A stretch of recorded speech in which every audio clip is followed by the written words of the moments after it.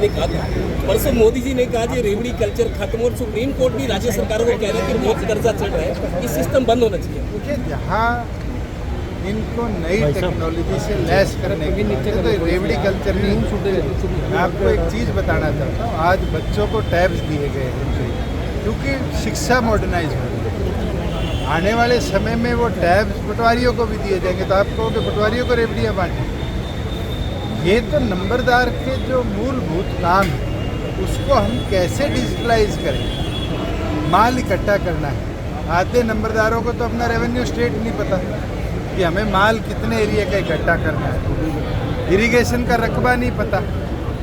आने वाले समय में हमारी एफिशिएंसी बढ़ेगी, ये फ्री भी नहीं है पहली चीज़। दूसरी चीज़ है, हाँ 18 की योजना थी, मगर कोविड के 2 साल में बहुत सी योजनाओं को दुरुस्ता के साथ हमने फील्ड तक उतारा है। फाइनेंशियल क्राइसिस भी रहे और मजबूरियाँ भी रही, मगर देश में ई-रुपए के इस्तेमाल का पहला कदम है। और मैं बधाई देता हूँ केंद्र सरकार को, जिनने इतनी एफिशिएंसी सॉफ्टवेयर डेवलपमेंट में दिखाई कि अगर कोई चीज़ 5 रुपये महंगी दी जाएगी तो आदमी अपनी जेब से भी ऐड कर सकता है, और सस्ती दी जाएगी तो सरकार का पैसा वेस्ट नहीं होगा, बैंक सारा पैसा सरकार के खाते में वापस करेगा। और ई-रुपए से आज 17,000 में से 15,000 नंबरदारों के हाथ में मोबाइल आ चुके हैं। सॉफ्टवेयर ऑलरेडी डेवलप हो चुका है डिजास्टर मैनेजमेंट का, और आगे पटवारियों के साथ अगर जरूरत पड़ी तो हम नंबरदारों को इनेबल करेंगे कि वो भी क्रॉप डैमेज वेरिफिकेशन में हमारा साथ। सर, कांग्रेस का चिंतन शिविर है, विवेक बंसल को नहीं बुलाया गया, ये भी चिंता है। कांग्रेस की चिंता में हर रोज चिंता पैदा हो रही है। जो पार्टी सीबीआई और ईडी को निष्पक्ष एजेंसी कहती थी आज से 7-8 साल पहले, आज वो इसको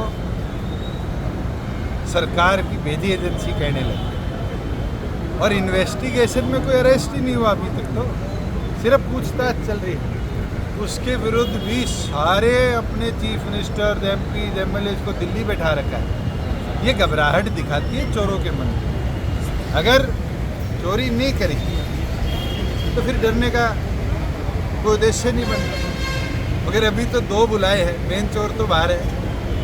और थोड़े दिन इस पूरे मामले का एसोसिएट जनरल लिमिटेड का जो मास्टरमाइंड है उसको जिस दिन बुलाएंगे तो आपको असर हरियाणा में। सर, आज प्रोग्राम था, पहले भी प्रोग्राम, आपके कार्यकर्ताओं में उत्साह है, कह रहे डिप्टी नहीं अब तो सीएम बनना चाहिए। चलो, हर पार्टी का कार्यकर्ता पार्टी संगठन को, नेतृत्व को बढ़ाने की इच्छा है। और तो ये आज की बात तो नहीं है, जिस दिन पार्टी बनी थी उस दिन भी उत्साह था।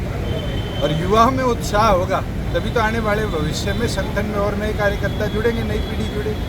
और हमारे तो उद्देश्य है इन शो के माध्यम से जो 11वीं से लेकर और यूनिवर्सिटी के एंड तक जो बच्चे पढ़ते हैं उनको ज़्यादा से ज़्यादा मात्रा में। सर, अभय चौटाला ने जो है बीजेपी को पूरा भ्रष्टाचार में लिप्त बताया, और उन्होंने सीधा डायरेक्ट आप पर हमला किया कि कहीं ना कहीं मेरा नाम लिया, अच्छी बात है, उनको मेरा नाम तो याद आने लगे।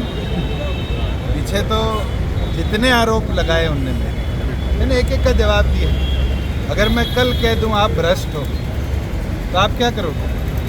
आप सबूत मांगोगे? मैं तो आपसे मांग लेता हूँ, खड़ा हूँ आपके सामने, कोई 1 रुपए की गड़बड़ आरोप मेरे पे, मेरे संगठन पे, मेरे डिपार्टमेंट पे लगाओ तो बताओ। अगर किसी ने गलती करी तो दुष्यंत चौटाला ने उसको पकड़ा, उसके सख्त खिलाफ कार्रवाई करी, सस्पेंड किया, एफआईआर कराई। ना करी हो तो बताओ। गुड़गांव में सबसे पहले रेवेन्यू में जो लोग फंसे थे उनके खिलाफ हमने कार्रवाई करी, छोड़ा नहीं। और आने वाले समय में भी डिजिटलाइजेशन का फ़ायदा लेकर जो ये गड़बड़ियाँ थी इसको रोक रहा हूँ। दर्द तो जरूर उन लोगों को होता है जिनकी 2 नंबर की कॉलोनियाँ बनती थी वो रुकी, जिनकी 2 नंबर की शराब बिका करती थी रुकी। और आज के दिन ये प्रोविज़न हरियाणा को छोड़ के किसी स्टेट में नहीं है कि अगर कोई 2 नंबर की शराब बेचता हुआ पकड़ा गया है तो जिस डिस्टिलरी या बॉटलिंग प्लांट से वो शराब निकली है उसके मालिक तक के ऊपर 120B में एफआईआर होती है।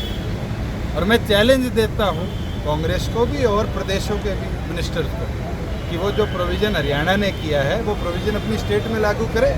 इलीगल सेल ऑफ अल्कोहल पूरी तौर पे बंद हो जाए। सर, देश 75वां अमृत महोत्सव मना रहा है आज़ादी का, हर विभाग के लिए कुछ ना कुछ किया जा रहा है, लेकिन मीडिया की अनदेखी की जा रही है। उनके लिए क्या आप लोग सोच रहे हैं? मीडिया से तकड़ा तो विभाग ही नहीं है। तभी तो कुछ लोग नहीं, क्या मैं क्या तो आपको ये कह देता हूँ, मैंने ये डिसीजन लिया था और मेरे साथ सीएम साहब रणजीत सिंह जी, गोपाल कांडा जी ने भी सहमति दर्शाई है कि 13 से 15 अगस्त जो हमारे राष्ट्रीय ध्वज को हर घर तक हमने पहुँचाना है। मैं तो आपके माध्यम से ये जरूर कह सकता हूँ, मेरी तनख्वाह से जितने झंडे आएंगे मैं पत्रकार साथियों को देता हूँ, घर घर लगाओ, घर घर पहुँचाओ।